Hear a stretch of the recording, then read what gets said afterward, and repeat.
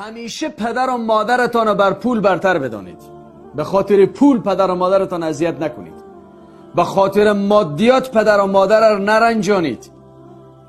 او پدر و مادری که 25 سال زحمت کشید، از گوشت و جانش برای تغذیه کرده تا تو جوان شدی، بزرگ شدی، غم تحصیلات خورده، غم ازدواج خورده، امروز که بزرگ شدی صاحب پول شدی، فکر میکنه با همین $100 که ماهانه با پدر و مادرش روان بکنه خلاص تمام حقوقش ادا میشه.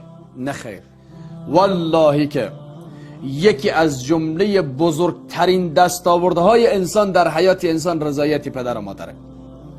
هر انسانی که رضایت پدر و مادر توانست در زندگی جلب بکنه، یعنی پدر و مادر در حال از دنیا برن که از تو راضی باشن، تو انسان موفق هستی، بزرگترین دستاوردی داری در حیاتی.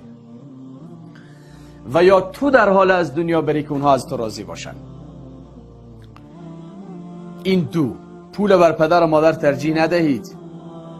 ننازید با پولتان، با خانهتان ننازید، با موترتان ننازید.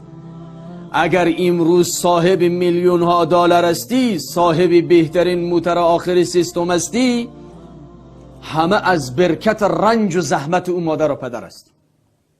و تو کسی نیستی جز پرورش یافته دامن اون مادر، اون پدر. یعنی به این معنا پول بر پدر و مادر ترجیح ندهید که یکی هر چی مصرف و نیاز دارن برایشان مصرف بکنید، دستتان نگیرید.